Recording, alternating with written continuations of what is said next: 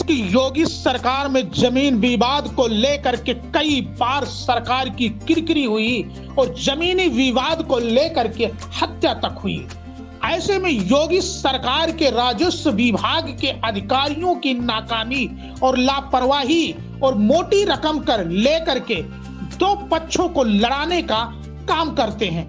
ऐसे ही बलरामपुर के तहसील उतरौला के अंतर्गत ग्राम सभा चमरूपुर में कृष्ण कुमार गुप्ता की 3 पुश्ते जमीन को नेकपाल मनोज कुमार यादव ने जिस तरीके से नाप करके और दोनों पक्ष में लड़ाने का काम किया, जमीन के 3 पुश्त के मालिकाना हक कृष्ण कुमार गुप्ता और उनके विपक्षी आपस में सूझबूझ के कारण नेकपाल मनोज यादव का वहां पे फर्जी तरीके से नापना और कागजात को फर्जी बताना और दोनों पक्षों में लड़ाने का जो मंशा था वो चल नहीं पाया।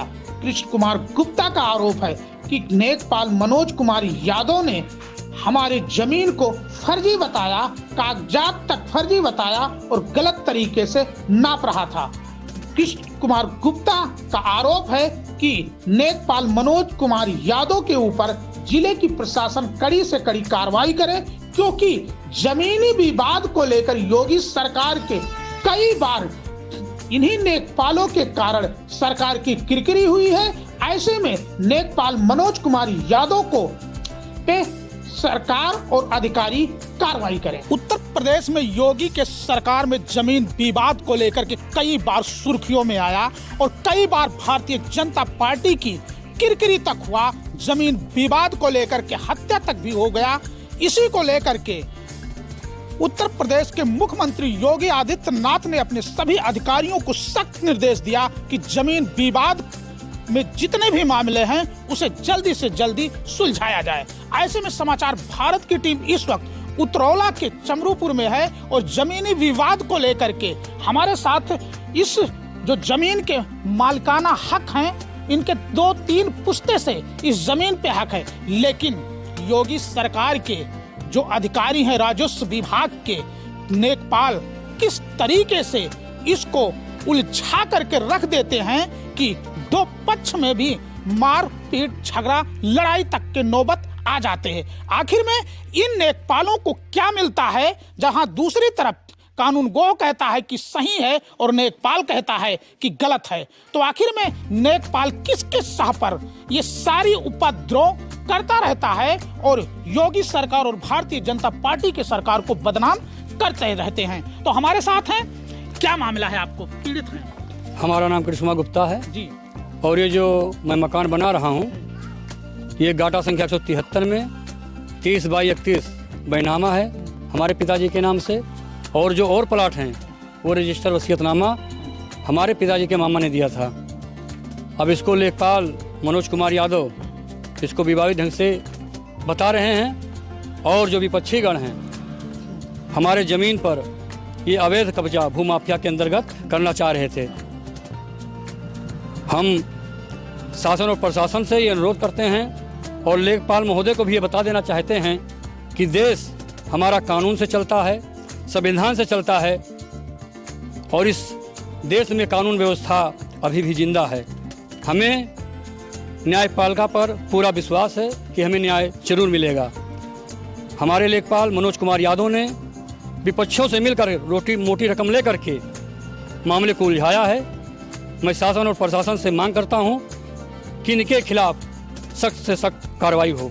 जब आपका ये 2 पुश्ता 3 पुश्ता से ये जमीन है, रजिस्टर वसीयत है जी, तो जब सारा पेपर देखने के बावजूद फिर कैसे ये उलझाया गया, कैसे नेकपाल उलझाया? बोले कि ये आपका कागज ही गलत है। कागज ही गलत है? हाँ। बोले अगर किसी ने थाना अगर आप खाता ना बही और नेकपाल मनोज यादव जो उनका है सही, वही सही जात विशेष को रखकर ये काम किया गया।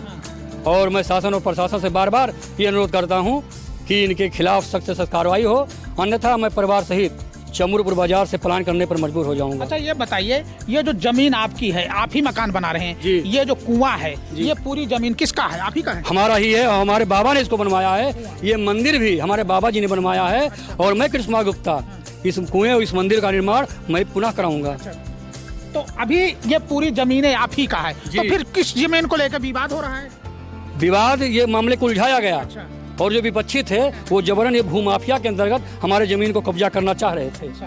तो कौन सा जमीन आपका कब्जा हुआ? कहीं कोई जमीन कब्जा है आपका? फिलहाल कोई जमीन नहीं कब्जा कर पाए। हाँ। अच्छा, जब आप टाइट हुए जी। तब जमीन कब्जा नहीं हुआ? हाँ, सोचे थे कि घेर कर ले लेंगे। अच्छा। हाँ जी।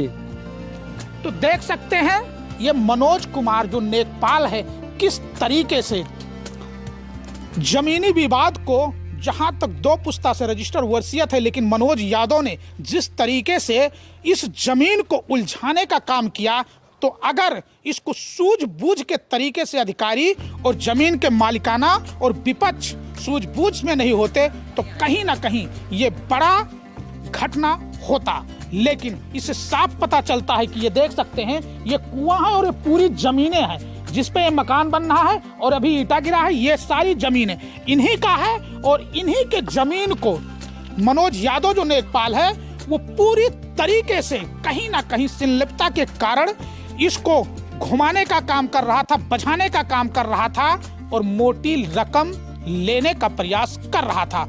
कहीं ना कहीं आए दिन नेकपालों पे घूस लेते हुए वीडियो भी वायरल हुआ है, सस्पेंड भी हुए हैं, मुकदमा तक भी लिखा गया है। तो ऐसे में मनोज यादव के ऊपर अब देखना है कि जिले की प्रशासन क्या कार्रवाई करती है कि ऐसे ही मनोज यादव को छोड़ देंगे फिर दूसरे जमीन को उलझाने के लिए। मिथिलेश कुमार, समाचार भारत, चमरूपुर, उतरौला, बलरामपुर।